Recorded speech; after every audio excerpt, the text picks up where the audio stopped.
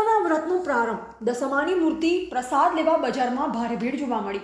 ભારતીય સંસ્કૃતિમાં વાર તહેવાર, તિથિ, માસ, ગ્રહ, નક્ષત્ર, શક્તિ પૂજાનું આગવું મહત્વ રહેલ છે.